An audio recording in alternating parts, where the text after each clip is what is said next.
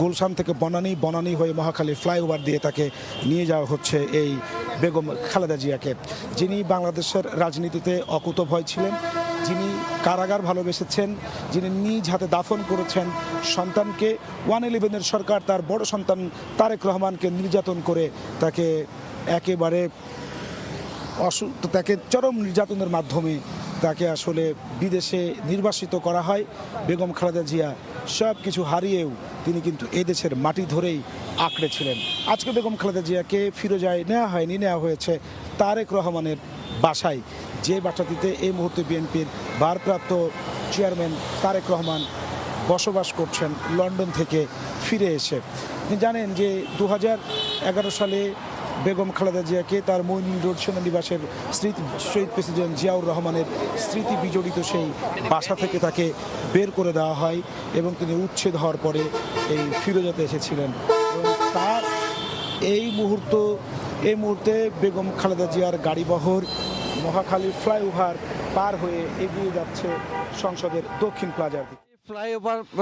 Mohakhali flyover থেকে এই মুহূর্তে বেগম জিয়ার গাড়িবহরটি নামলো। বেগম জিয়ার গাড়িবহরটি এই মুহূর্তে বেগম খালেদা জিয়ার গাড়িবহরটি বনানী হয়ে মহাখালী ফ্লাইওভার থেকে এখন মানিক মিয়া অ্যাভিনিউর পথে সেই সংসদ ভবন, যে সংসদ ভবনে তিনি যাচ্ছেন তার অন্তিম যাত্রার জন্য, যেই গণমানুষের কাছে যাচ্ছেন, যে গণমানুষের জন্য সারা জীবন তিনি কথা বলেছেন, সেই গণমানুষের জন্য সারা জীবন তিনি সংগ্রাম করে গেছেন, সেই গণমানুষের কাছেই তিনি যাচ্ছেন।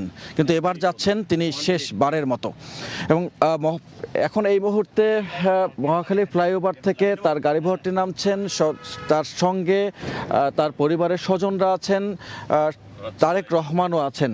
এবং সকালবেলা যখন এভারকেয়ার হাসপাতাল থেকে তার সমস্ত প্রক্রিয়া শেষ করে সকাল 8:30 পৌনে 9টার দিকে সেখান থেকে তাকে নিয়ে আসা হয় গুলশানের 196 নম্বর বাসভবনে এবং সেখান থেকে এখন এই গাড়িবহরটি এখন নিয়ে যাওয়া হচ্ছে জানাজা নামাজের জন্য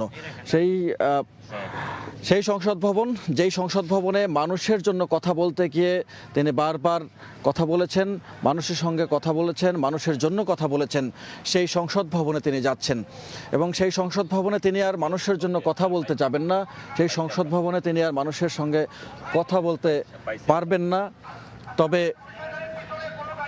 এখন এই মুহূর্তে গাড়িবহরটি জাহাঙ্গীর গেট পার হলো এবং গাড়িবহরটি জাহাঙ্গীর গেট পার হয়ে এই গাড়িবহরটি এখন চলে যাবে সংসদ ভবনের দক্ষিণ প্লাজায়। এবং আপনারা দেখতে পাচ্ছেন যে এই বাংলাদেশের জাতীয় পতাকা মোড়ানো, একে টান দেও, বাংলাদেশের জাতীয় পতাকা মোড়ানো এই গাড়িটিতে বেগম জিয়াকে নেওয়া হচ্ছে এবং বেগম জিয়া তিনি তার